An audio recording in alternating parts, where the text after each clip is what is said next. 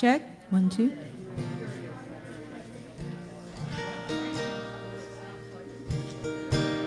Check.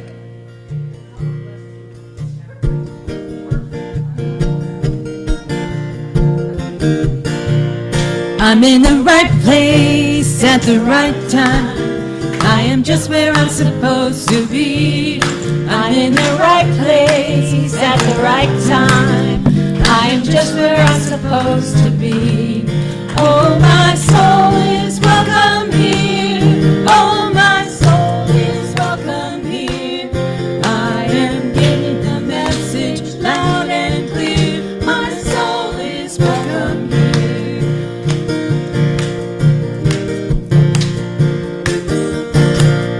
I'm in the right place at the right time. I am just what I'm supposed to be. I'm in the right place at the right time. I am just what I'm supposed to be. Oh, my soul is welcome here. Oh, my soul is welcome here. I am getting a message loud and clear. My soul is welcome here. Oh, my soul is welcome here. Oh, my soul is welcome here. I am getting the message loud and clear. My soul is welcome here. I am getting the message loud and clear. My soul is welcome here.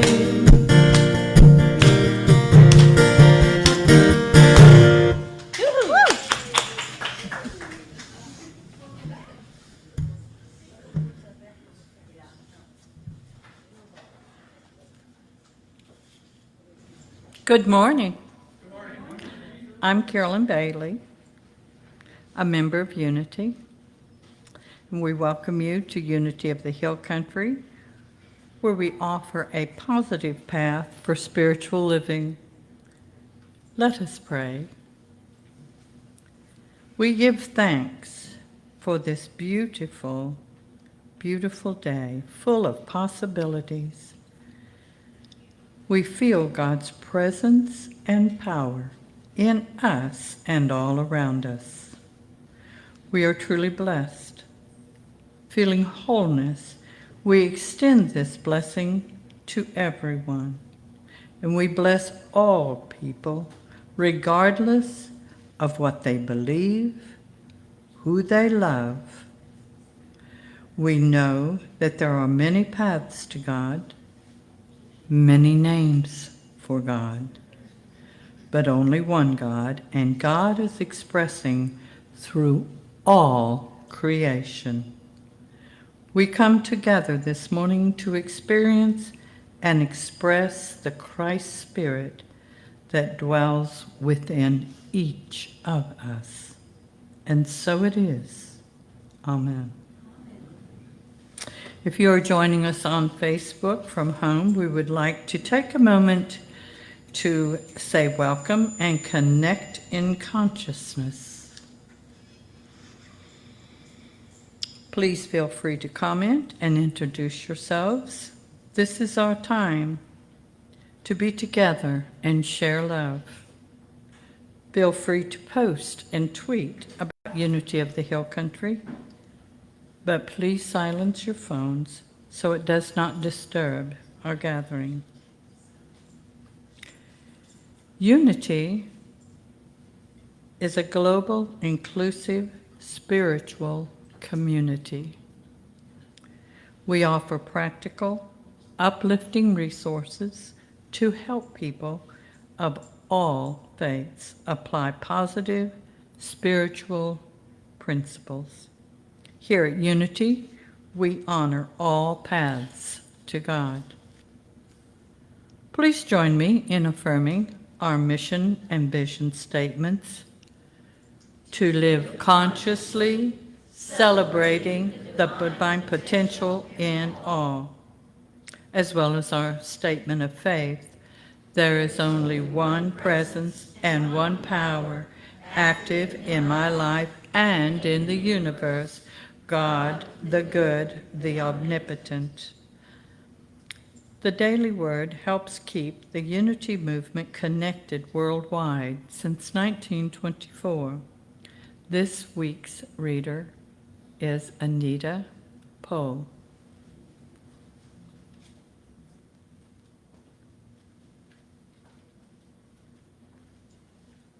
Good morning.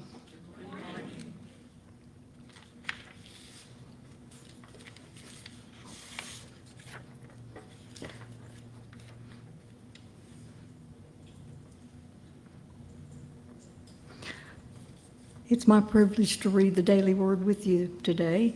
The Christ candle is lit as we read this Daily Word with many readers across our nation and in the world. The word for today is joy. The affirmation, I delight in simple joys. Let's say that together. I delight in simple joys. Joy, it has been said, comes much more from wanting what we have than from having what we want.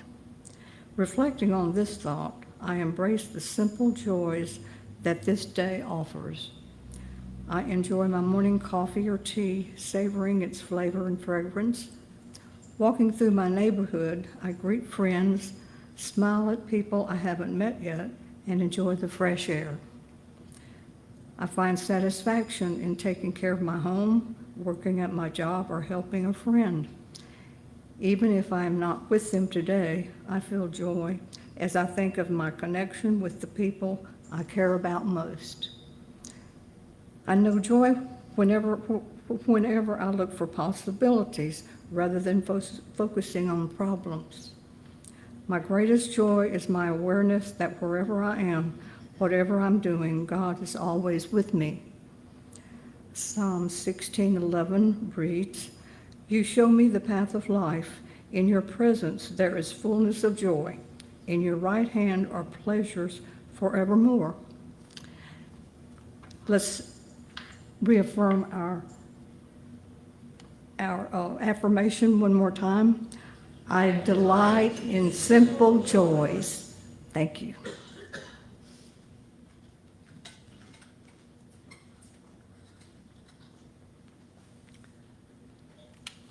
Thank you, Anita.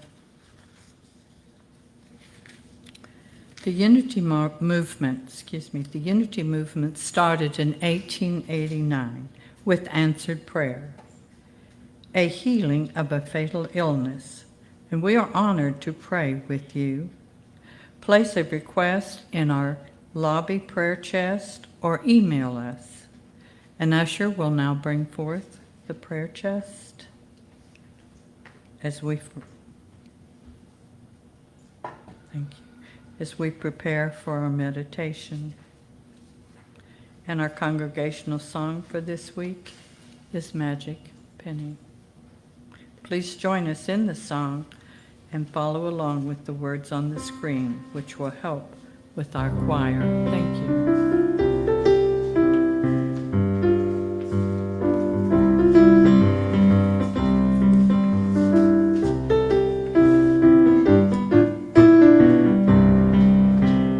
Love is something if you give it away, give it away, give it away. Love is something if you give it away, you end up having more. It's just like a magic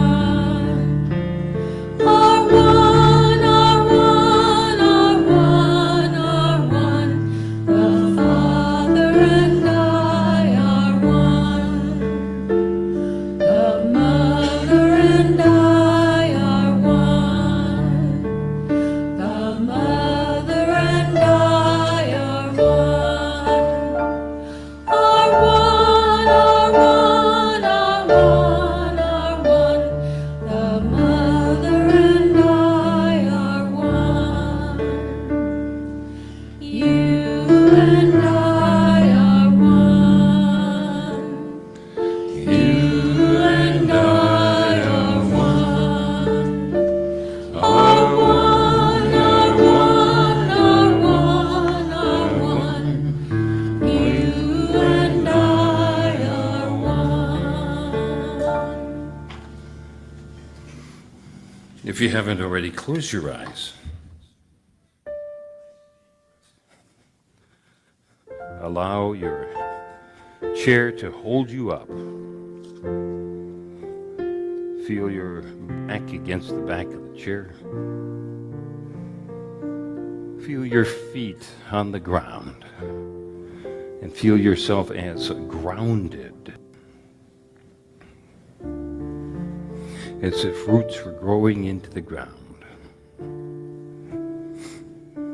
And draw your focus to your left hand. And your forefinger, is it cool or is it warm?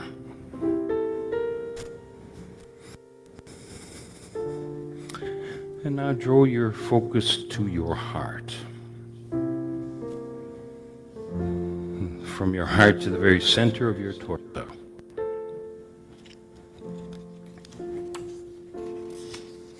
The gateway of Chi. A radiating center of the spiritual being that's having the human experience.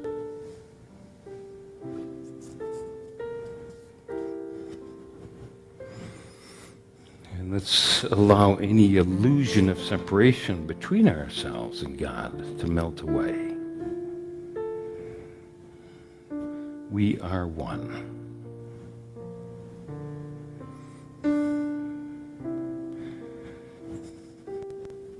And in unity, when we meditate and pray, we take a moment to pray for others.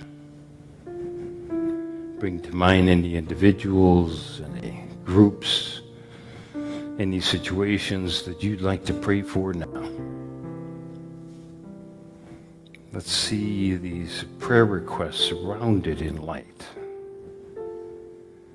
Let's see the divine substance, the divine potential, and the divine perfection in and expressing through each of these requests as wholeness, as their highest good, expressing consistently today and every day hereafter.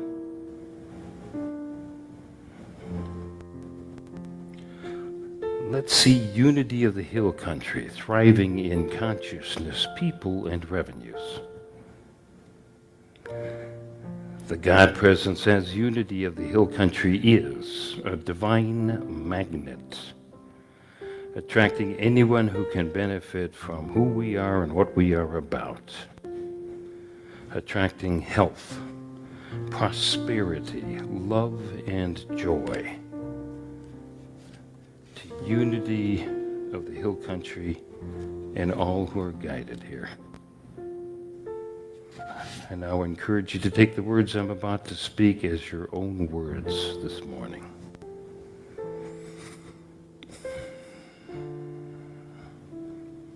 If we are indeed all one,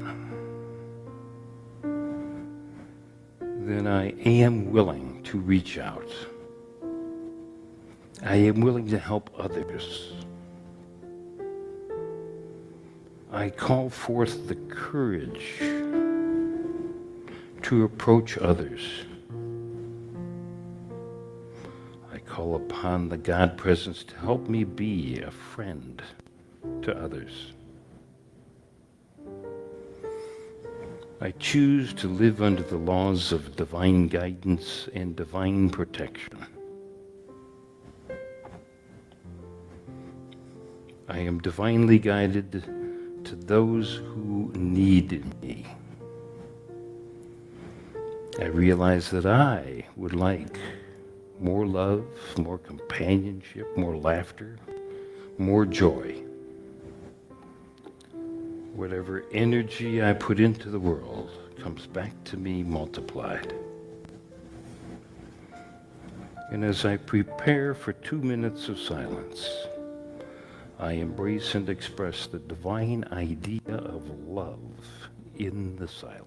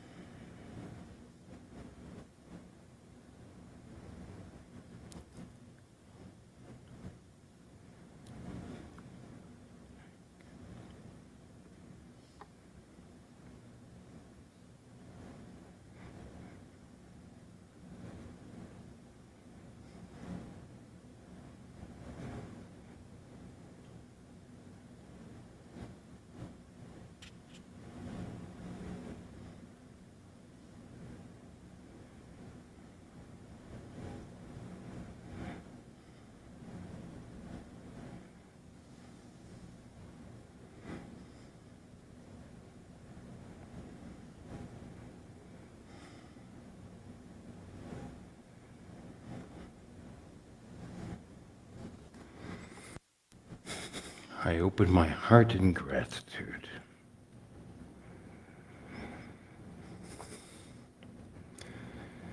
I call upon the God presence to guide me to more happiness, more contentment. I'm ready, I'm willing, I consent. As I go through this week, I recognize I'll have many opportunities to start a conversation, to give others total attention, to ask others, how can I help? And understand that the best way to have friends is to be a friend to others. For my ever-growing awareness of the omnipotence, omniscience, and omnipresence of God, I open my heart chakra and pour forth gratitude. I pray these things in the name and the nature and the power that we know as Jesus Christ. And I now release this prayer, knowing perfect results are unfolding. And as we draw our focus back to the sanctuary, let's sing together the Alleluia chant.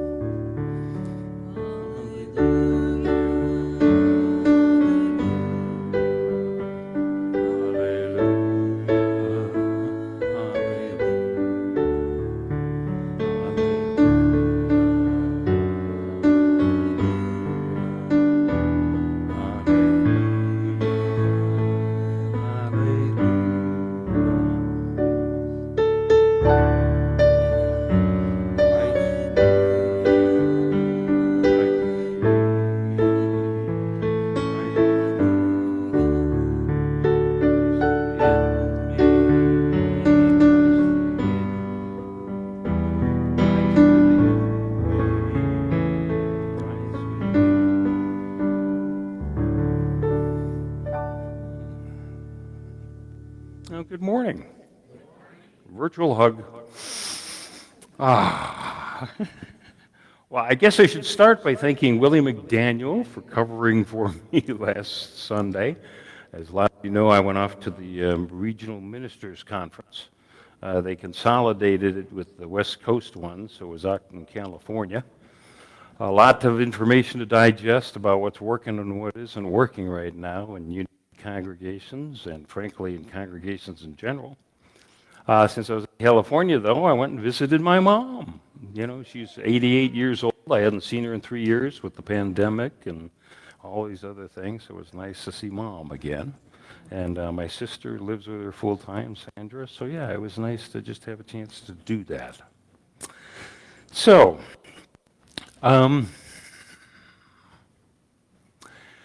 centuries ago, we had an intrepid group of explorers who decided to set out on ships and sail. And of course, you know, here this week was Christopher Columbus Day, or Native American Day, or Indigenous People Day. I'm going to have Brad go ahead and put up a slide here. And, you know, of course, they discovered the New World, and to which Native Americans said, "What am I, chopped liver?" And I've got a slide up here of the Atlantic Ocean. One of the things they discovered, though, was sailing from Europe going this way was difficult because there was an ocean current, you know, that went like this.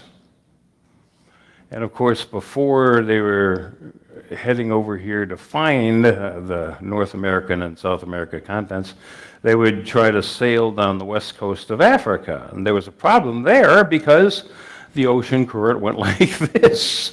So by the time they got down here, it was very difficult. So what they discovered is if they just instead go over to this side, the eastern coast of South America, then they could loop over to the southern part of Africa or over to India much more easily than they could have before. But something odd was discovered by those early travelers, and that was that when they got right about here, the equator in South America, ships would hit what they called the doldrums. You know, now doldrums is really just the center of, you know, these ocean currents. You know, if you got caught in there, you'd have a problem because the ocean current wasn't there. Sometimes the winds weren't there, so you would just sit there. And so they were really puzzled as to why the equator near South America, they'd experience the same thing. It's not in the center of the circular ocean currents down there in the southern Atlantic. And what they discovered was they were in the delta of the Amazon River. And so these early ships would get down there and they'd get concerned because here they were, no wind, no current. They're baking in the equator sun, and they would be running out of water. You know, the early explorers had to figure out where they were going to stop to get water, so they'd be sitting there. And the irony was, what they discovered was that this flow of water out of the Amazon River to the east would stretch out 200 miles into the ocean. So some of these early explorers who would be on these ships just praying that the ship would move because they wanted to find fresh water were actually sitting in fresh water. All they needed to do was throw a vessel, you know, a bucket, whatever, and haul up the water. You know, so that changed the minds and, of course, the travel routes as well. But I think how often we get into that mode of, I really would like something. And you find out that really it's all around us. You know, whether it's the God present, whether it's love, whether it's friendship. In the same way, you know, loneliness comes when people are adrift in a sea of possibilities. Unless you live off into the wilderness, you know, unless you're like the Unabomber, you know, off in a cabin somewhere, there are people near you. And there's this fascinating archetype here in the United States of rugged individualism. And I remember hearing a lesson from, you know, the Joseph Campbell, you know, the late expert on the world's mythologies and religions. And he said, you know, the capitalism model, the rugged individual model, He says, are crap.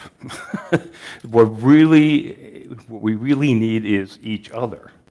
And I know for me, I recognize how, and I've mentioned this before, sometimes it's very hard for me to see that divine nature in myself, but I can see it much more easily in you.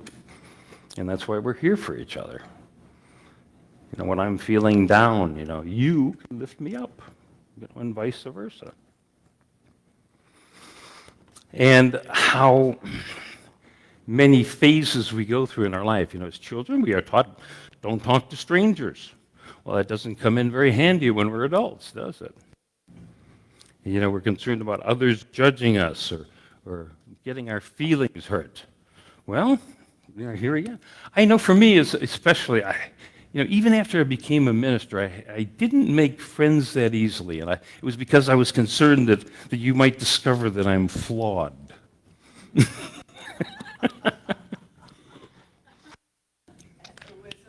I remember when, you know, Carla and I were serving the congregation in Indianapolis, and this one wise member of the board, you know, came to talk to me during the week, you know, and he pointed out, you know, it feels like there's always this veil here. Like, I never really get to know you. And so in having a conversation with Carla, I finally started to get it, you know, that, yeah, everybody's flawed. That's no problem. In fact, people kind of enjoy recognizing, you know, I don't know about you, but I grew up Catholic, and of course you're taught, you know, the priests and the clergy are infallible. You know, well, if you've ever seen the movie Spotlight, or of course here now the Southern Baptists are discovering they have got the same problem. You know, no, they're not flawless. We all have our challenges. So we're willing to move past these self-worthiness issues and recognize, hey, yeah, we're all just trying to figure it out, day by day, week by week. I remember when I was young, I heard that introverts were people who were shy and extroverts were people who were outgoing. But I know when you go into the seminary there at Unity, the first quarter, they give you these various personality tests, you know, and Myers-Briggs explains that introversion is actually whether or not when you're in a large group of people you feel drained afterwards, or if you feel energized afterwards, you know, you're an extrovert. And the fascinating thing was, you know, there were 30 of us in the class. 70% of us were labeled introverts, you know, in the Myers-Briggs. And the point is that sometimes people have trouble figuring each other out. You know, it's like, well, why aren't you having fun the same way I'm having fun? You know, well, as an introvert, I need some downtime. You know, I need some time to meditate, to pray, you know, and to charge the batteries once again. I'm also a Scorpio male, so we hold our cards, our poker cards, very close to the vest. You know, we don't want you to discover that our cards are flawed. We are social beings. You know, we need to just embrace that. Now,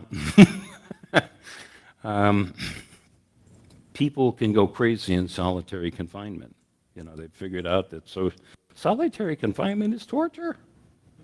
You know?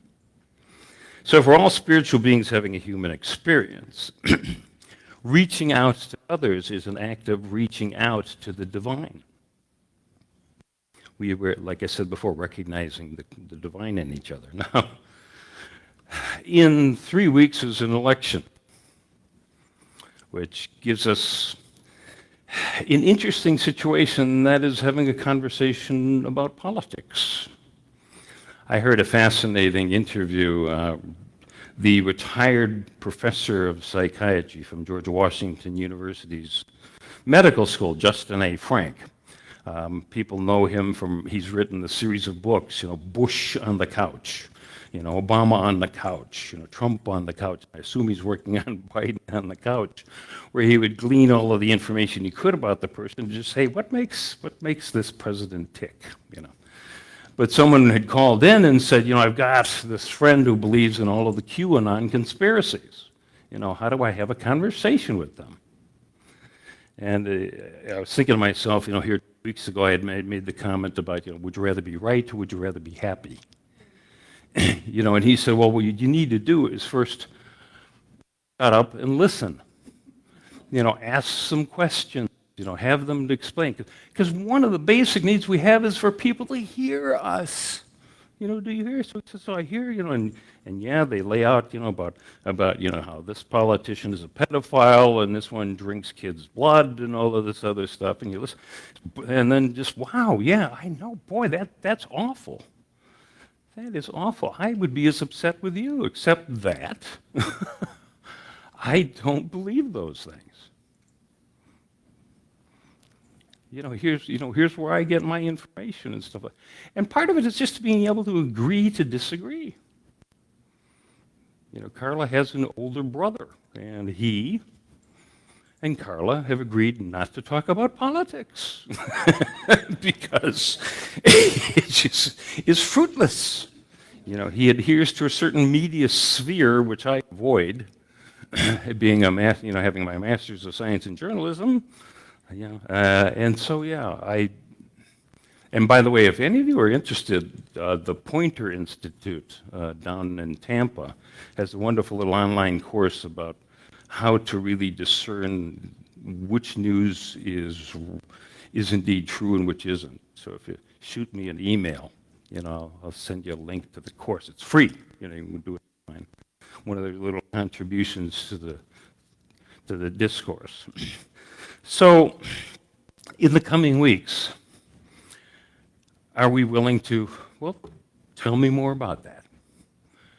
Just let the person be heard, and then being willing to, okay, we're in disagreement about that, So what do we do now?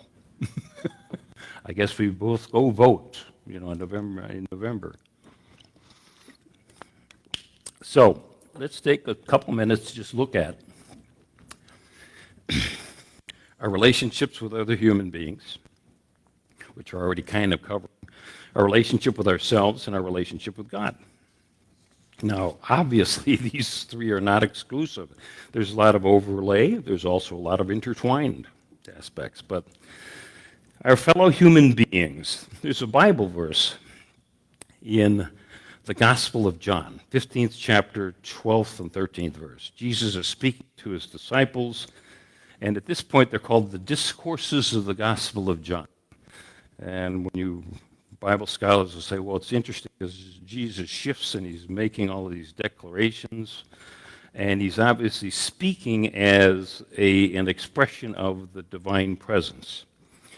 And the other aspect of it is there are a lot of them that people just can't quite figure out what he's talking about. But in this particular one, it says, "This is my commandment, that you love one another as I have loved you. No one has greater love than this, than to lay down one's life for one's friends." When I was a young boy, Catholic growing up, I learned that this meant that, Jesus was willing to give his life for us. But that's not what he says. That you love one another as I have loved you, to lay down one's life for one's friends. Could it be, when he was talking about laying down one's life, is to lay down all of our basic assumptions? Our willingness to say to the QAnon follower, tell me more about that. To be able to move past, here again, don't talk to strangers, where you get to the point you recognize, hey, that doesn't work out very well as an adult. So letting down some of these preconceived notions of what's right and what's wrong. As the thing that Joseph Campbell said is, if you notice, that any action in the physical world can be wonderful to one person and evil to another. And I guess that's another aspect of the political dialogue, is there's this constant, they're evil, they're trying to take over the country, that kind of stuff. Or at the very least, like I said, they're trying to take over the country. So there's a sense of not having a conversation at all. All right, so the new life is a life in which we are divinely guided as to what to do and what to say. Now, Jesus continues after he talks about this. He says, I do not call you servants any longer, because the servant does not know what the master is doing. I have called you friends, because I have made known to you everything that I have heard from my Father. You did not choose me, I chose you. And I appointed you to go and bear fruit, fruit that will last, so that the Father will give you whatever you ask in my name. I am giving you these commands so that you may love one another. Friendship is a fruit that will last. You know, physical world fruit has an expiration date. The other nice thing about it is fruit is generally sweet. It may have a point where it's bitter because it's not quite ripe enough, but there's that sense of like, yeah, it's the gift that keeps on giving. You know, as I've mentioned before, it's interesting because when say you're handing out money, there's this sense that somehow there's a limited supply. But when you're handing out love, have you noticed how you seem to be able to dip within yourself and just express love infinitely? You know, it's like, where is this all coming from? And it feels good. I love one another. Except for, you know. So, love has no limits. In 1965, a professor of sociology at Johns Hopkins University came up with this idea. And he worked with his students, and there was a school for troubled boys. Don't you love the affirmations they would come up with, you know? And so they interviewed like 200 of them. You know, 200 boys were basically people who at one point or another kind of declared that, hey, you know, they're hopeless. And so they did these profiles of these 200 boys, and then he flagged it so that in 1990 they would pull it out again and just see. And what they did is in 1990, that professor had actually passed away, but his successor, you know, pulled out the thing and got his students and went to go find these 200 boys who had been labeled as hopeless. Of the 200, they could not really find 20 of them, or they identified that they had indeed passed away. But of the 180 that they were able to get a hold of, 176 were incredibly successful, you know, by any measure. Whether it was, you know, lawyers or doctors or businessmen or for God forbid, clergy. And so they, in conversations with these boys, they went back and said, what do you remember that kind of propelled you into the trajectory that you've got right now? And there was one common thread, and that was, well, there was this one teacher. And so they went and interviewed the teacher. Sure enough, she was still alive. And she said, well, what I recognize is I was in this school for troubled boys. And what they needed more than anything else was love. And so I would see the good in them every day, regardless of how they were behaving in the moment, and just loved those boys. So yeah, even if it's just for a temporary time, just being able to express love to as many, you know, now here again, I'm a recovering perfectionist. Yeah, so there are times like, oh man, did I really say that to that person? but it's okay. You know, it's all part of our wonderful dance with each other. Okay, so let's move on to the second one, the relationship with ourselves. You know, in the Gospel of Matthew, 5th chapter, 14th verse, Jesus is talking to a large group of people and says, "You are the light of the world. A city built on a hill cannot be hidden. No one, after lighting a lamp, puts it under a bushel basket, but on the lampstand, and gives it light to all of the house." So Jesus was talking about you and me, you know, being able to, like you just described, expressing love, expressing light where there might be darkness. You know, if we are in a dark room, it's kind of ridiculous to swing our arms at the darkness. The thing we need to do is to turn on the light.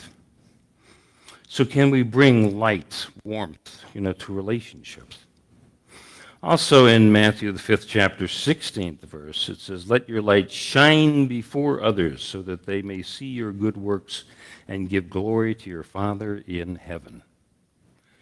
As we mentioned in the Gospels, especially the earlier translations, the kingdom of God was mentioned and then the kingdom of heaven. The kingdom of God is that absolute realm of the divine that's always there, always never changes. And then the kingdom of heaven is relative in that it's our ever-growing awareness that we're spiritual beings having a human experience.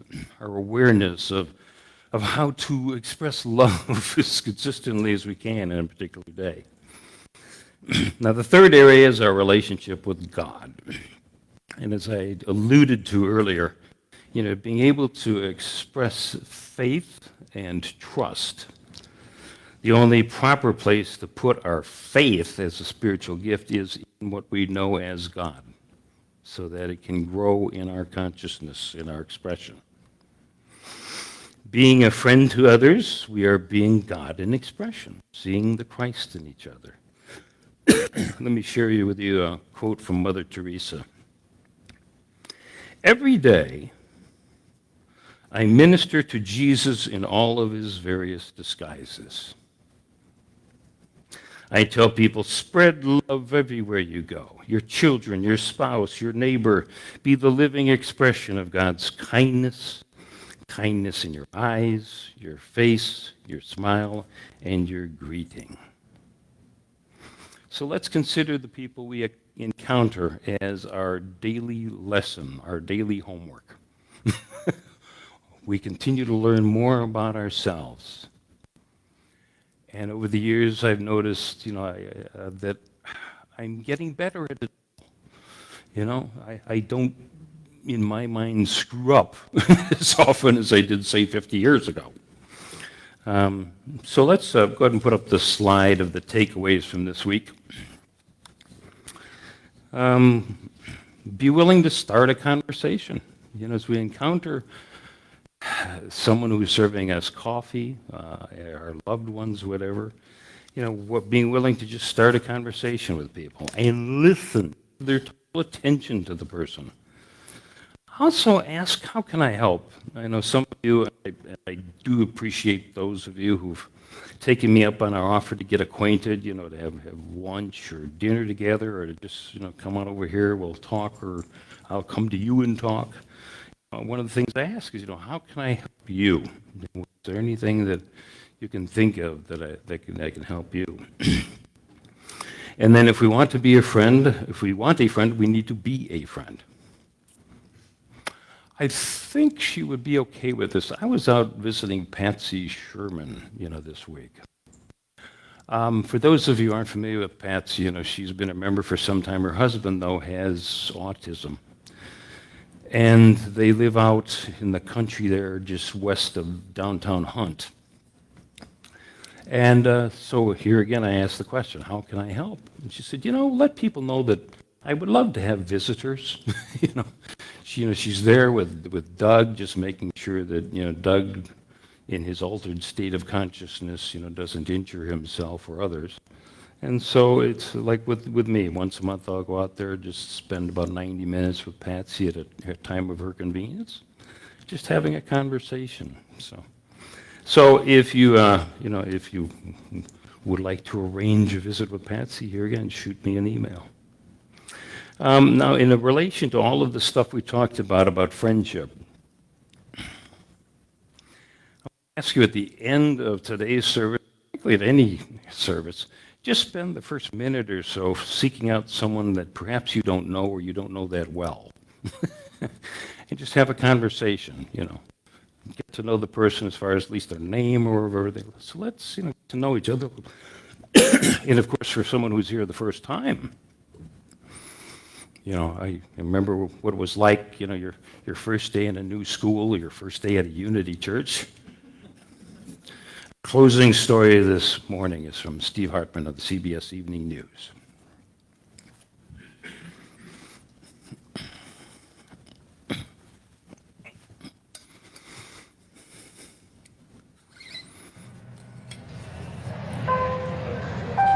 when the lunch bell rings at Boca High in Boca Raton, Florida.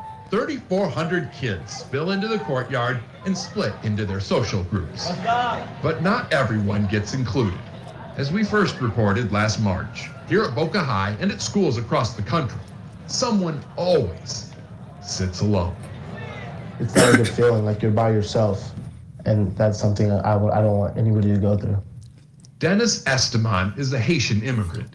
When he came here in first grade, he says he felt isolated, especially at lunch.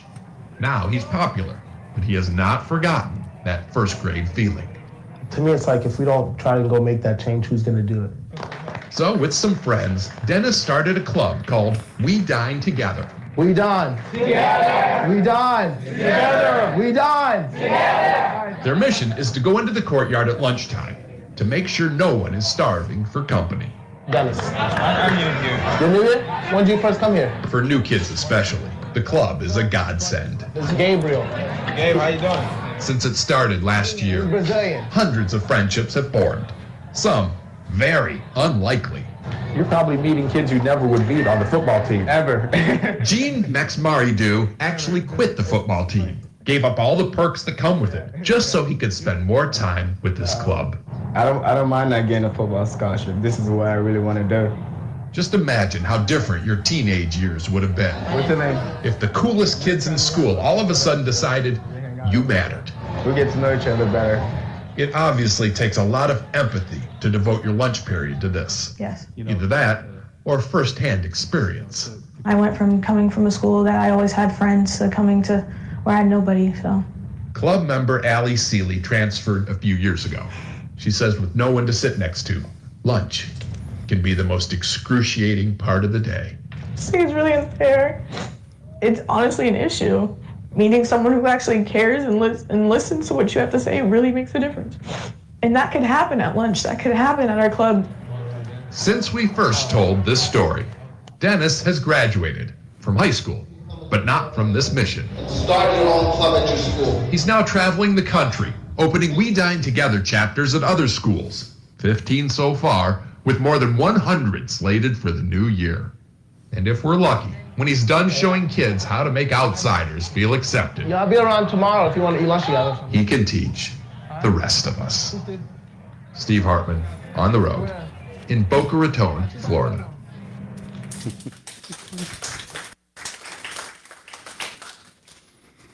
Teilhard de Chardin was a French Jesuit priest and lived from 1881 to 1955. And even though he was a Catholic Jesuit, he was very unity and wrote quite a bit. And I always love this quote from him. The day will come when, after harnessing space, the winds, the tides, and gravity, that we shall harness for God the energy of love. And on that day, for the second time in the history of the world, human beings will discover fire. And may you always be open to God's guidance and grace. Okay, next up, our choir will sing Friendship.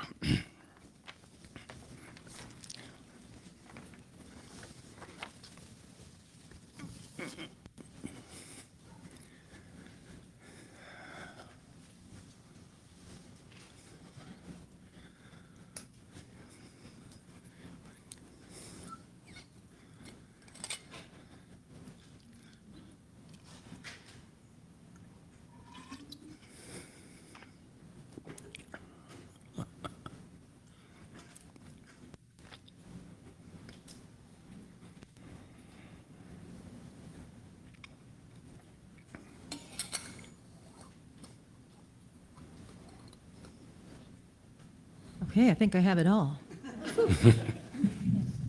I would like to say, a friend of mine was going to be here today and sing this song, but she's not feeling well. So my friend stepped in. We have a wonderful music team, by the way, here at Unity. Lynn and Mandy are going to step in and help me sing this song. And also our sound guy back there, he's just right on it. He's got it all together, Dave. Thank you, Dave. Say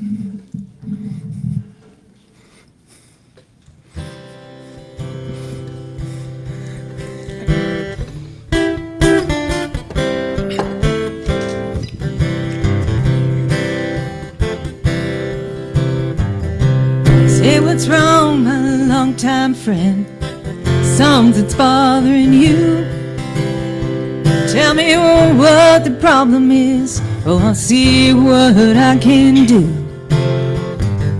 There are times we disagree, but we agree more than we don't. We won't always see eye to eye, but we will more than we won't. 'Cause we've got friendship, the kind that lasts a lifetime. Through all the hardship, you know you're a friend of mine. Yeah, we got friendship, the kind that lasts a lifetime. Through all the hardship, you know you're a friend of mine.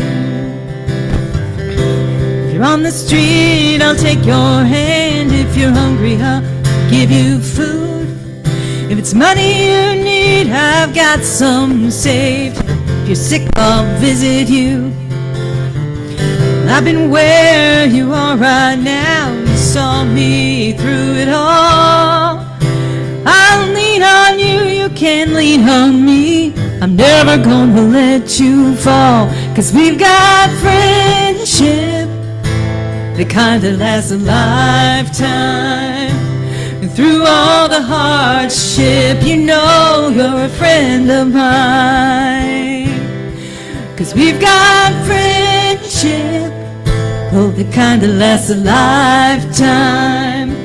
But through all the hardship, you know you're a friend of mine.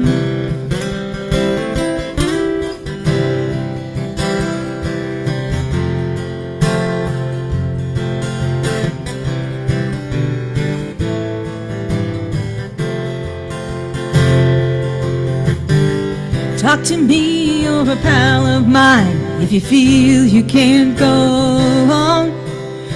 Don't you sweat, it ain't over yet. The bond we share is strong. Now your welfare is my concern. You weigh less than you think. I'll carry you through the sinking sand. See if I let you sink. 'Cause we got friendship, the kind that lasts a lifetime. Through all the hardship, you know you're a friend of mine. Yeah, we got friendship, the kind that lasts a lifetime. Through all the hardship, you know you're a friend of mine. Yeah, we got friendship, the kind that lasts a lifetime. Through all the hardship, you know you're a friend of mine. Yeah, we got friendship, the kind that lasts a lifetime. Through all the hardship, you know you're a friend of mine. Well, through all the hardship, you know you're a friend of mine.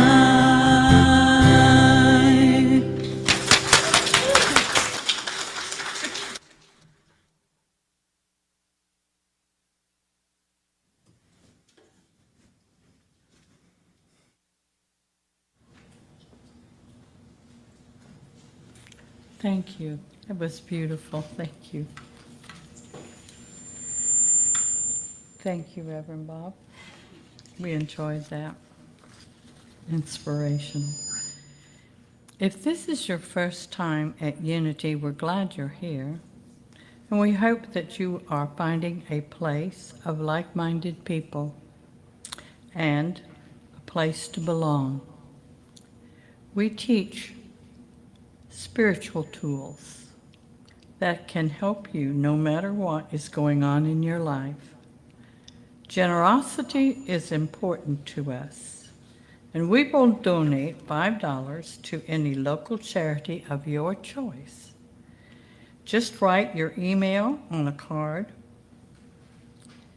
in our welcome packet and leave it in the office. And if you want, you can raise your hand if you're a first-time visitor. And a welcome packet will be brought to you, okay? Or you can pick one up on your way out. We now have the opportunity to support our spiritual cooperative. And if you would like to donate by credit card or go on our website, unityofthehillcountry.org, and click on the donate button. You can set up an automatic weekly or monthly contribution. If you would prefer to mail a check, please mail it to Unity of the Hill Country, 1016 Jefferson Street, Kerrville, Texas. And we thank you in advance for your generosity.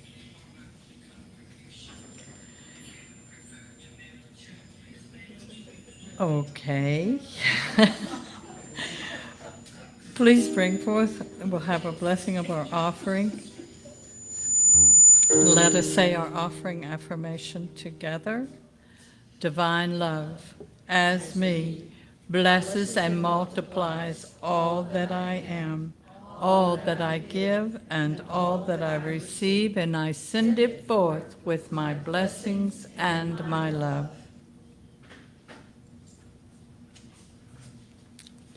I have received freely, freely I give. Divine love through me blesses all that I am, all that I give and receive. Freely, freely I have received. Freely, freely I give. Divine love through me blesses all that I am, all that I give and receive. We open our hearts in gratitude for these freely given donations. We send these gifts forward through our congregation and into our world, blessing all that it affects. Amen. Thank you. Announcements. Power Verses Force book study meets the first and third Mondays of the month, and it will resume tomorrow, October the 17th at 2 p.m.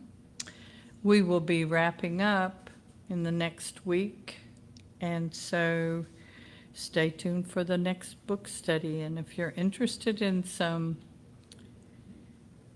interesting and challenging reading, we ask you to join us. A Course in Miracles workshop facilitated by Charlie Dickens has started, and this will be every Wednesday at 4 p.m. For anybody who would like to join that, please call the office or show up.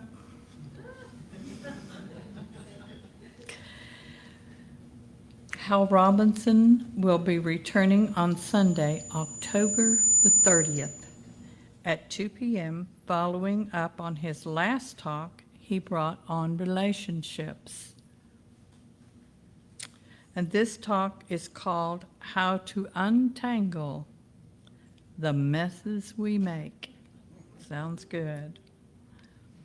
There's a sign-up sheet in the lobby if you are interested in A Course of Miracles. If you would like an opportunity to serve our community, please, as a Sunday host, an usher, a daily word reader, we appreciate any volunteers. We have come to the end of our gathering, and please join us in our peace song, followed by the prayer of protection.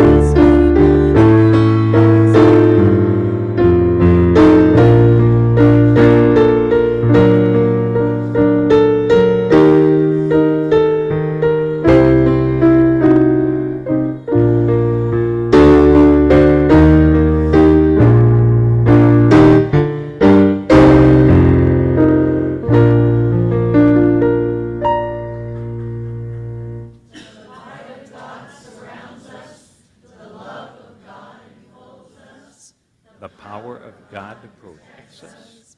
The presence of God watches over us. Wherever we are, God